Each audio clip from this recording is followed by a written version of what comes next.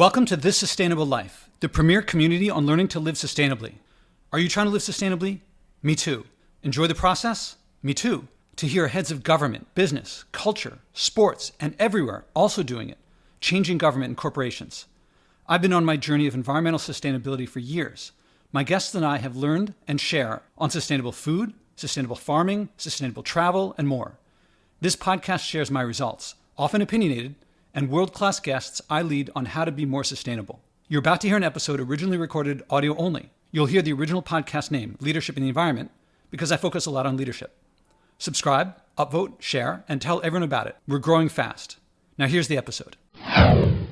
It's just fairly clear for me as a conservative, that's somebody who believes in institutions, believes in protecting norms around law, and not simply relying on law. It's not a hard decision because what I'm concerned about is a president can erode presidential norms all by themselves. They don't need Congress. They don't need the courts. They can just erode those norms. And when you erode the norms that surround law, then you're relying just on law. And that's unstable because that foundation of those institutions can crack if you don't have the support of norms that go way beyond the law. And that's what I think we're seeing is an erosion of those norms, particularly presidential norms. And then you get closer and closer to that foundation of those institutions, and they can crack when they're under pressure. And so that's why, no, it wasn't a hard decision. I joined Republicans for Biden. Welcome to the award-winning Leadership in the Environment podcast. We guide you to living better by your values. We bring you relevant views on important topics without doom and gloom. We focus on awareness and action. It's about bringing fun, community, and connection to your everyday life. If you're new to the channel, please consider subscribing and turning on notifications. Let's do this. Bob and I begin our second conversation lightheartedly. In the later part, it gets a little more serious. I ask him about the decision as a conservative, which you may have read in the news, to endorse Biden for president. My question to you, the listener, will Bob describe that decision as hard or easy? Did he face serious repercussions, wide support, or something else? What would you do in his situation, where you feel right about something, but your community feels a different way? I couldn't put into words what he does. It's his leadership journey, so you'll have to listen. The beginning, the lighthearted part, covers mulberry trees, ginkgo trees, and how our views of nature change when we act in stewardship of it. Here's another question for you, the listener. Who traveled more since our last conversation? Bob, the guy who wants to travel but can't, but committed, if he does, to bringing a spoon with him to avoid polluting? Or me, the guy who isn't flying? Again, you'll have to listen. We also talk about conservatism, sustainable living, and how to practice them both. Do they need reconciliation, or do they make sense together already? Let's listen to Bob. Welcome to the Leadership in the Environment podcast. This is Joshua Spodek. I'm here with Bob Inglis. Bob, how are you doing?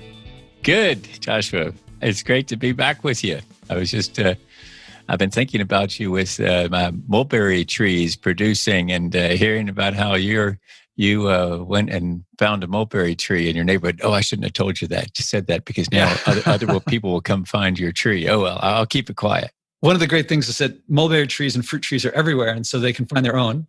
I've also found nearby me there are some ginkgo trees. Most of them apparently are male, which don't produce seed. Yeah. But there's a couple, I found the seeds and brought them home, and you open them up and cook them. And did I hear right that your mulberry trees are going now? Because here they're in June, but you're south. Oh, no, they're done now. Okay. Yeah. Because otherwise I was about to get on the train. Yeah. Well, I didn't know you could use the ginkgo. It's often called the stinky ginkgo. Leaves, yeah. But you can use the fruit for something? Yeah, the nuts. In Asia, it's sold, they sell on the street like chestnuts. Really? You roast them, yeah. Huh. So the flesh comes off and inside is a nut. I didn't know that. Yeah. Huh. So should I get on the train now? Yes, I really want a ginkgo tree. We had a ginkgo tree, but it died. I mean, we put it in the ground and I don't know, something happened to it. Anyway, it didn't make it. But it was sold as a guaranteed male ginkgo because the problem with the female ginkgo is those if you don't use the fruit, it sits on the ground and it really smells terrible. So yeah, I didn't know you could use them. So see, now I'll be on the lookout for female ginkgos. See, that's what you work on climate. I presume also environment in general. And the more, from my experience, is the more that I learn about the environment, the more I learn about fruit and vegetables and stuff that I eat. And what's also listeners can hear happening now is that I'm finding increasingly the opposite of pollution is connecting with people around you. Yeah. Likewise, if you're going to pollute, you want to not know the people whose world you're polluting. You want to separate them. Yeah.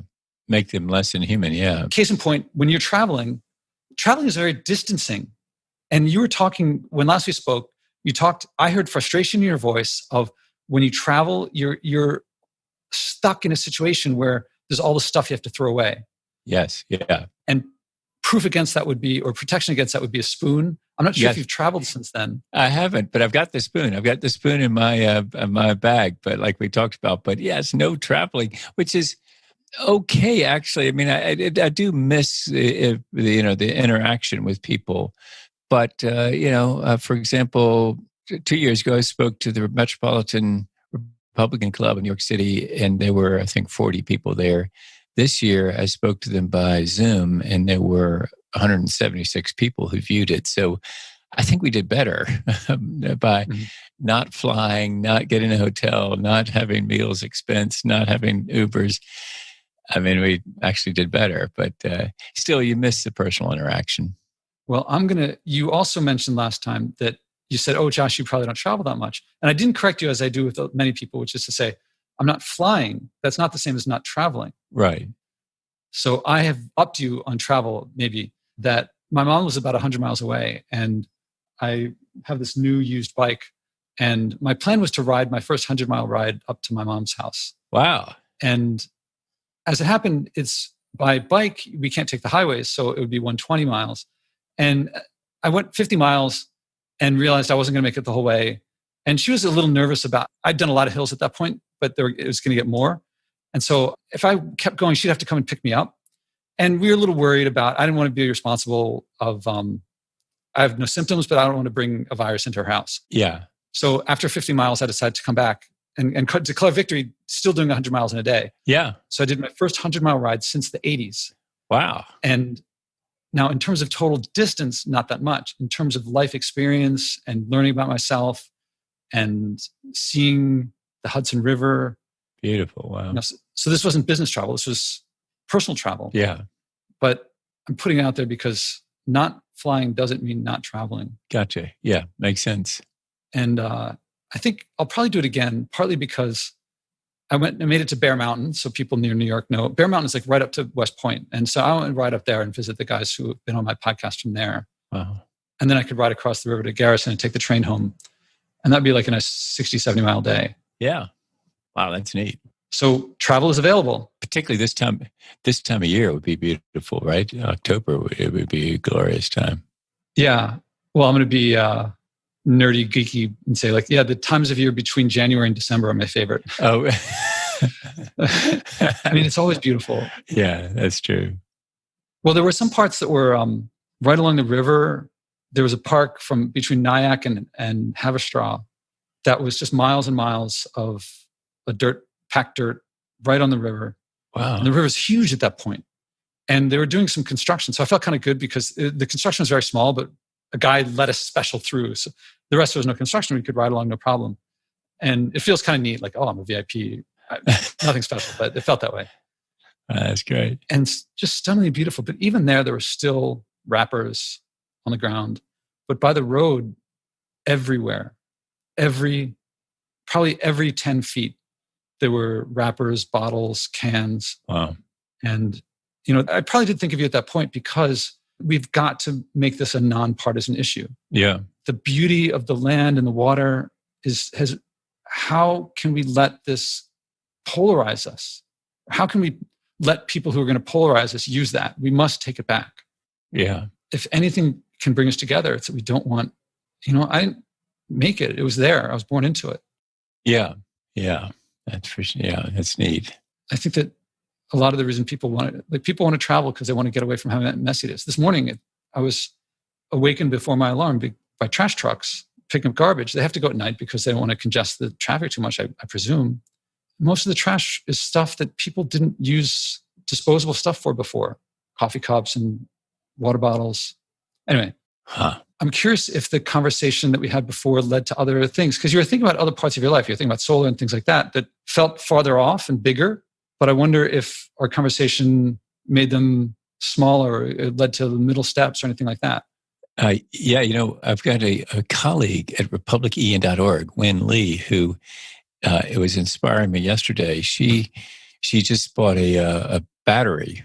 So she and her husband have a battery wall, and they are a net producer of electricity in Los Angeles to the grid. And so it's pretty impressive what they've done with their house. So I'm going to be learning from her as they go along with possibilities of solar for me in the future. So we'll see how that goes. But I'm very excited about her purchase of a battery. That's going to mean that they literally can turn themselves off the grid and just power themselves. But typically they're on the grid, but as such, they're actually contributing electricity because they're a net producer, not a net consumer of electricity at their house. Do I hear a bit of envy in your voice? Or Yes, I do. Yes, it means really. Well, of course, now this is also true that she lives in Southern California, so there's a lot of sunshine there. The more sunshine than maybe here in South Carolina, but it's pretty exciting, isn't it, to have such an energy efficient house as Wynn has? That's really great. Yeah, from a leadership perspective, I like to look at people's emotions and their viewpoints. And I find that when people get more into, like if you just have a thing, a wire connects to the grid, you don't think about it. But when you have your own power source, you think, oh, if I turn this on, I can't turn that on. Yeah. I mean, of course, if they're still connected to the grid, they can, but there's an experiment. I think it may have been a natural experiment, accidental, that there were these bunch of houses, maybe it was in the US, maybe it was in the Netherlands, and one group of houses was using substantially less power than another. And they were identical houses, except for some reason, in one house, the meters were in the house and the others, they were out of the house. And the ones with the meters could see how much they were using, and they were using less power. That makes sense, yeah, because when you see that thing spinning around, you start realizing, wow, a little bit slower, please. I remember our first house my wife and I bought had baseboard heaters. These are just terrible ways to heat. It's like it's resistance heating. It's terribly inefficient. And so we bought it during the spring and summer. When it came to be fall and we turned those things on for the first time, I went outside and watched the meter spinning like it was out of control. It looked like it was going to catch fire because it was going so fast. That's when I knew, okay, we got to get something else besides this. And we did. But it'd be helpful to have those inside, like you're saying, so people could actually see what they're using. Yeah. And then when it's your battery and you think, this is going to last me all night, well, maybe I'll turn that off for a little while and that'll make it last. Mm-hmm. You talked about your journey, and since between last time and now, you've been in the news for your endorsements. Is that something, can I ask you about that? I mean, yeah, sure. Was it, you've endorsed Biden? Yeah. And you're a Republican? Yeah. And I'm most curious about, I'm partly curious about what the repercussions are, how people felt about it. But I'm also curious about you internally. I presume it was a difficult decision, but one you knew you had to make, but I'm not sure. I'm curious your personal journey in that part. Well, yes, the premise is correct that there's been some reaction. If you, in fact, Sunday morning, it just happened to be served on my phone, a Facebook notice about, somebody commenting to me or whatever. And so then I opened it up, there are like 246 comments. I realized, wait, what's happening? 246 comments there. And then a friend texted me saying, saw your op-ed in the Greenville News. And I realized, oh my, that thing that I wrote for USA Today, which is owned of course, by Gannett, which also owns the Greenville News, that piece had run in the Greenville News as well. And so the reaction, I will tell you, if you went through that Facebook feed, was roasted Bob that on Sunday morning is what that was. But from Republicans who were disappointed. But I think there are many Republicans who also realize that it makes sense that this is a moment of crisis that we're in, that that really we got to rise to protecting the country and not care about party at this point. That's my view. And so, the answer to your question is it wasn't that much of a struggle for me. I just think it's just fairly clear for me as a conservative. That's somebody who believes in institutions, believes in protecting norms around law, and not simply relying on law. It's not a hard decision because what I'm concerned about is a president can erode presidential norms all by themselves. They don't need Congress. They don't need the courts. They can just erode those norms. And when you erode the norms that surround law, then you're relying just on law. And that is unstable because that foundation of those institutions can crack if you don't have the support of norms that go way beyond the law. And that's what I think we're seeing is an erosion of those norms, particularly presidential norms. And then you get closer and closer to that foundation of those institutions, and they can crack when they're under pressure. And so that's why, no, it wasn't a hard decision. So I joined Republicans for Biden. It's interesting that you didn't mention the climate or the environment. Oh, of course, that's for sure as well. Is that that's the legislation I'd most like to see at this point is action on climate. And, I think that's going to happen regardless of the outcome of the presidential race. It's going to be harder if Donald Trump is reelected. But for everybody else that's serving in the House or the Senate, their time horizon is way longer than his. Donald Trump's time horizon is between now, when we're speaking, and November 3rd, which may be after some people are listening to your podcast. But anyway, there's a period of time that's his only horizon. Then he has no elections left in him. He's done with electoral politics. But if you're Kevin McCarthy, the Republican leader of the House, you're looking at 2022, 2024, 2026. If you're a U.S. Senator, you're doing the same. And your time horizon is much longer. And so they're going to respond to this crisis in climate. And so there'll be a block potentially if President Trump is reelected. But I think that ultimately we're going to get over that block because enough people will be focused on a longer time horizon and saying, gee, we got to do something about this. If nothing else for practical political reasons, which is that you're going to lose a generation of young people who say, well, we're conservatives, we're progressive young people, and we want action on climate change. So if you're not willing to lead, get out of the way. And so I think that we're going to get there. We'd get there easier if with some help from the White House. So if between now and 30 some days from now, what would a conservative do? I think that a conservative should really ask themselves, is this what we want? I wrote a piece, as I just mentioned, in USA Today that was aimed specifically at fellow Christian believers who were also political conservatives. And the case I made was, in 2016, we can be forgiven for thinking it was a binary choice between for example, Hillary Clinton, who is really, her career has been in part about campaigning for abortion rights. Joe Biden is a labor union Democrat who I've never seen, or has anybody ever heard him speak comfortably on the topic of abortion? Answer no. So he's not an abortion rights campaigner. He's a labor union Democrat. And so the binary choice we faced in 16 is not what we face in 20. In 20, we face a choice between a guy who has eroded presidential norms to the place that the republic is at peril, and interestingly enough, a Democrat who believes in those norms. So in that way, don't let any progressives hear this in your audience, okay? In that way, Joe is actually sort of a conservative compared to Donald Trump. It's the case that the Economist is making, I think, this week, is that actually Joe Biden is more conservative in that way than Donald Trump. He believes in institutions, Joe Biden does. He believes in presidential norms. Donald Trump, I don't know whether he understands those norms or whether he has the capacity to understand them. I'm not sure that he processes those in the way that a healthy person would process them. It seems like what you're saying is thought out, it's clear, and it seems like other conservatives, there's plenty who I think there are a lot of never Trumpers who were like, well, Trump, what is it like looking at others who look at the same situation as you and fall in line?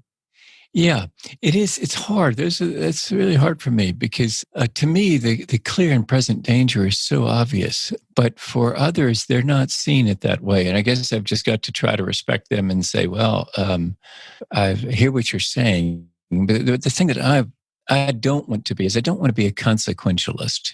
I'd prefer to be in the deontological school. Here's what I understand. I'm not a great philosopher or political thinker, but I will unpack that. You can be a consequentialist. That's somebody who believes that the consequences are what matter. And so the pejorative way of looking at that is, well, that's the ends justify the means, or might makes right.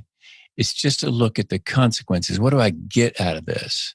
Whereas the deontological approach is that, no, you want to do the right thing the right way.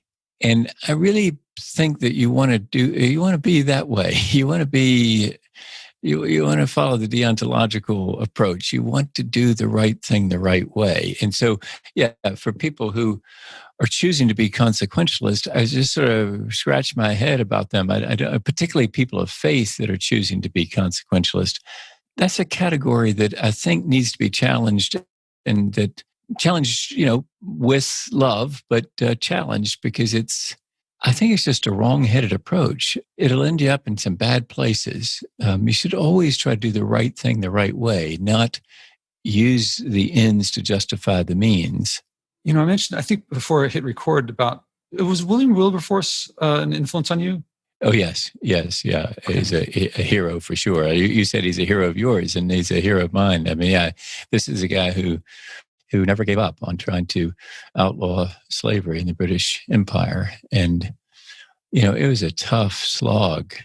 Wow, ups and downs and failures and reverses, 2 steps forward, step and a half, or maybe 2 steps back. I mean, it was rough, but ultimately succeeded. And what is a success it was.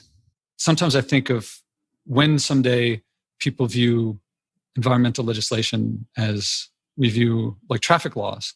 I wonder if a Republican who was pro-environment a long time before everyone else was resurges back into the scene.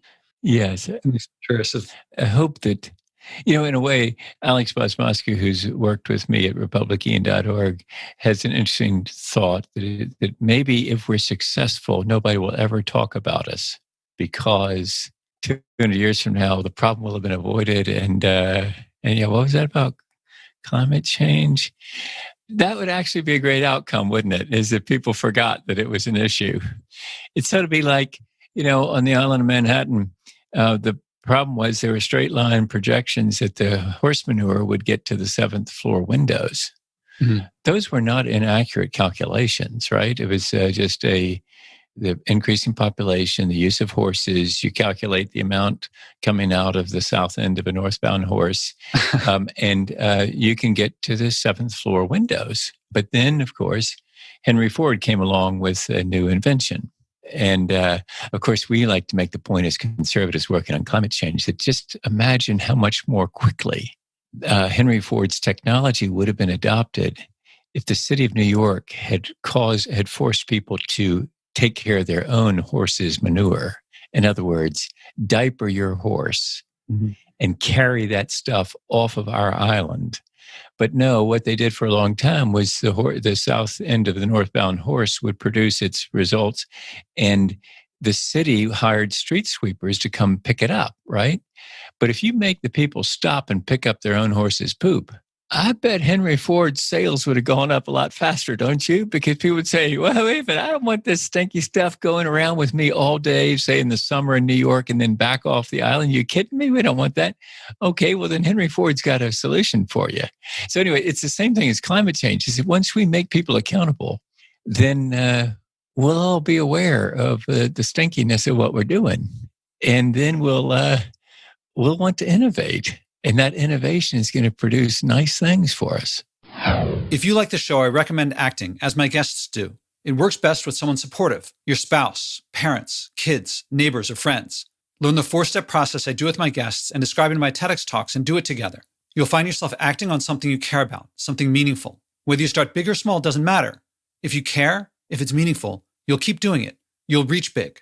Eventually, stewardship will feel normal. You'll wish you had started earlier. Second, I recommend donating to help this podcast at joshuaspodek.com/donate. I promote degrowth and stewardship, which no advertiser will touch, but brings joy, community, connection, and abundance to you when you act, and global change in the long run. Help us keep going. That's joshuaspodek.com/donate. Well, you're making me laugh. You're making me smile. And you're reminding me that last time we spoke and you said you like my view of climate issues, or it's an accountability issue. Yeah. And businesses can't run if you don't account for these things. Yeah. And I believe that we have to cut out now, though. If I could keep you on, I'd keep you on. But your people said we had to end at a certain time. Well, I can go a few more minutes. Keep going. For any other questions? Yeah, I can go. Let's go until we get 10 minutes. Well, okay. Now, as I remember last time, I said to you, it seemed to me conservatives, business people, it seems like it should make a lot of sense to try to run a business off your assets and not revenues doesn't make sense. And to try to run a business where you don't account, if you're charging costs from sales to engineering, you can't run a company that way. And so if you got some industry that's producing all sorts of pollution that the taxpayers are funding to clean up, but not the business itself, then things that should be unprofitable appear profitable. Yeah. Things that should be unprofitable seem profitable. And I hope I got them. I hope I said both the right way. And business people, which don't necessarily have to be conservative, but business people, business-friendly people, I would think would get that most. Oh, yeah, they do. The good news is, Joshua, they do. I mean, and sometimes I think I frustrate audiences because I just don't go ahead and say, just internalize the negative externalities.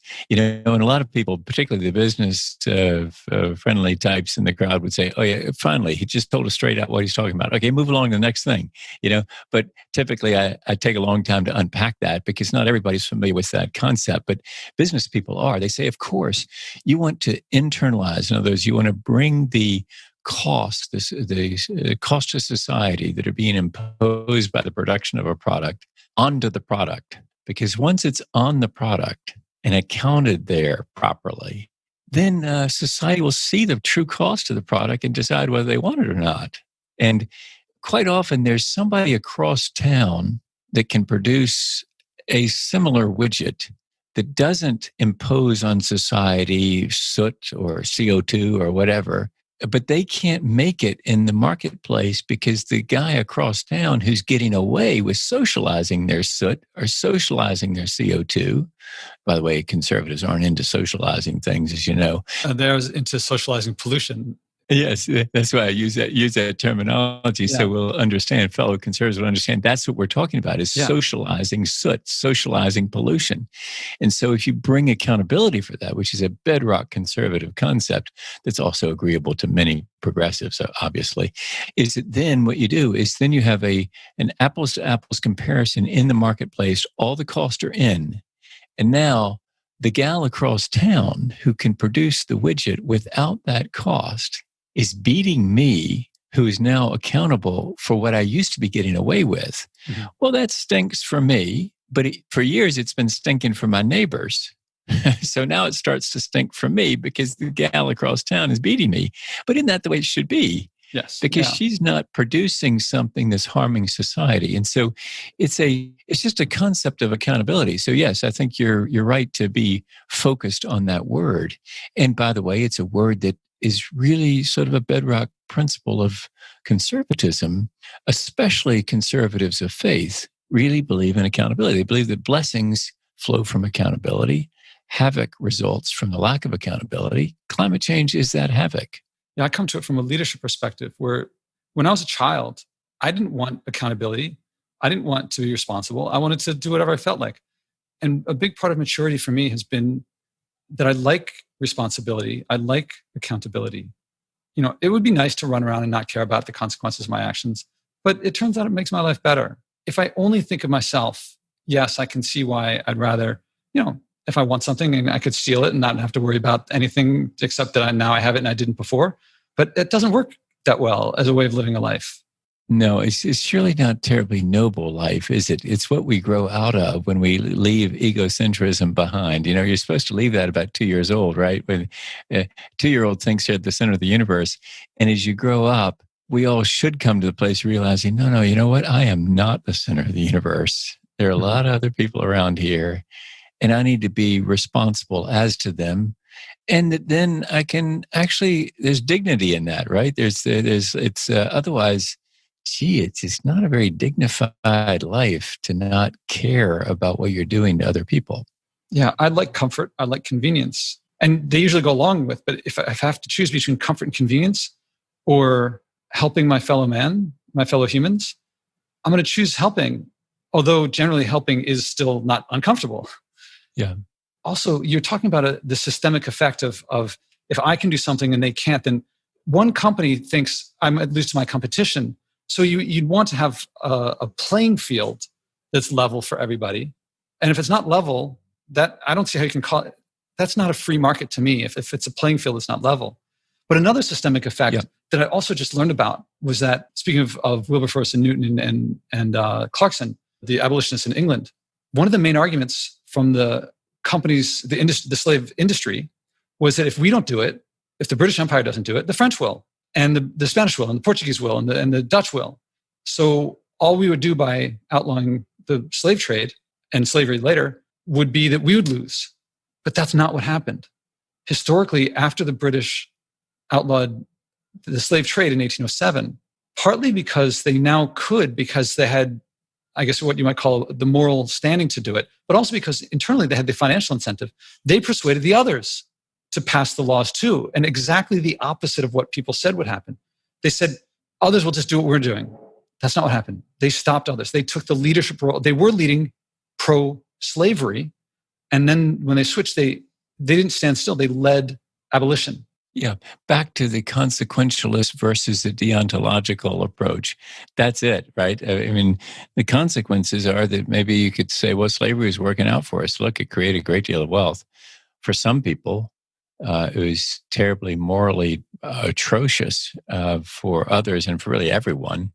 So the deontological solution would be to do the right thing, the right way, and then wait and see what happens. And, if you go down for a little while, but then come up later, well, that's good. And, something else you mentioned, Josh, was interesting. You said free markets. And maybe what we at republicen.org should talk about is more accountable markets, because free market, for a lot, when progressives hear that, they think, oh, golly, that just doesn't work. There's no such thing as a free market. The government is around in various places. There's crony capitalism. The people with vested interest have ways of protecting their vested interest. So maybe it's an accountable market rather than a free market where, all costs are in, all subsidies are out, now compete on that level playing field. And we think that at that point, free people engaged in free enterprise, accountable enterprise, can deliver innovation faster than government mandates or regulations or incentives, because it just has accountability built in. So that's why we're so into a carbon pricing mechanism, a carbon tax that's paired with a dollar for dollar reduction in other taxes, or a dividend of all that money back so there's no growth of government, and applied to imports, so that our trading partners, after they lose, if they want to challenge that in the World Trade Organization, decide it's in their interest as well to do the same thing at home. Then what you end up with is 7 billion people around the world seeing the true cost of burning fossil fuels.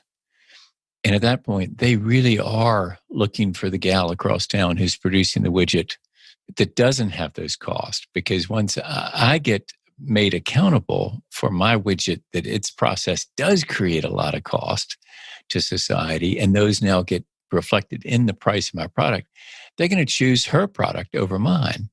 Now, if I'm smart, I innovate too. And I say, well, let me see how she's doing it over there. Let me see if I could do something similar and get rid of these costs that I'm otherwise imposing on society. Then it's a win-win for both of us, and particularly a win for society.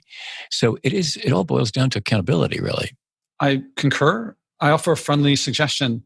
Carbon tax, as a carbon-based being, I like carbon. A pollution tax or an externality tax as a name is what I've been promoting just a name shift, the exact same thing that you're talking about.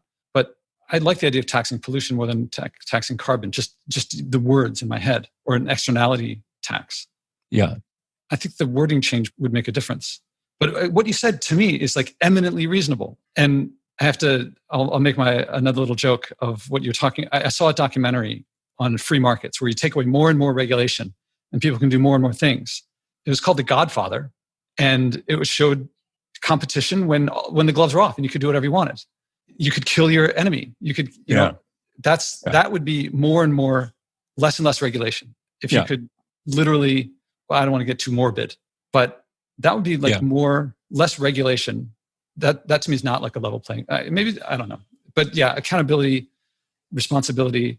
I think responsibility is something that we would want. Any parent, I would think, responsibility is like it's a great thing. We want to be responsible for what we do affects others, especially those who are helpless to defend themselves against things that we do that would hurt them. Surely that's got to be true. Yes. Whoops. Maybe that's them now. Yes. Yeah. Anyway, let me. Let's use that as the. I should go. Yes. It was your helper saying, "We heard what you said, and you weren't allowed to take those 10 minutes. You have another call," or something like that. Exactly. Well, great to talk with you, Joshua. It's always fun. Same here, and I hope to have you back again, especially if at some point you're traveling in some way, and you have, if our conversation and the frustration you felt and you described, if it leads you to act or perceive things differently, I hope you'll come back and share things. Maybe after the election also, to hear your thoughts on how things went. Let's do it. That'd be great. Bob Inglis, thank you very much. Good to be with you. Thanks, Joshua. Bye. See ya. I don't know about you, but I found that conversation delightful. 2020, for the most part, it seems to me, has meant most political talk is polarizing and divisive. Well, I've learned that any two people can find something to disagree on and create conflict and polarization. But that has also meant that I've found that any two people can find things to learn from each other. I believe that's what we were doing. I hope he's wrong about future generations not knowing what changed things. I believe that people who take a stand today to live by their values, when the overwhelming culture motivates people to keep doing what they've been doing, maybe recycling a bit here and there when convenient, even among people who call themselves environmentalists, who mostly tell others to change first before they themselves change, I believe that we, the people who are acting now, hopefully you as well, will leave legacies that others will look back on with admiration. Speaking of which, he described Wilberforce's difficult, decades-long challenges. Whatever challenges he and his peers faced, I know that he, William Wilberforce, and his peers felt better doing what he and they did, knowing his world and how doing anything different would prolong an industry that he knew that he had to do everything he could to end. Something similar there hit me yesterday as I walked home from my daily picking up other people's litter in Washington Square Park. I used to think it was curious to view picking up litter as a spare time activity, like going to the park or the beach. Yesterday, I asked myself as I was walking home, given my neighborhood's litter, what would I rather do? Watch Game of Thrones? What would you rather do? Clean up your neighborhood or watch Game of Thrones? How many people are bringing a message of joy from what everyone calls saving the environment, but I call the future? Step by step, this podcast is creating a culture of joy, community, and connection around sharing and acting on our environmental values. Again, there's no profit in buying and wasting less, but we'll all love our lives and relationships more when we do. I can use your support. Please donate at joshuaspodek.com/donate. Again, that's joshuaspodek.com/donate.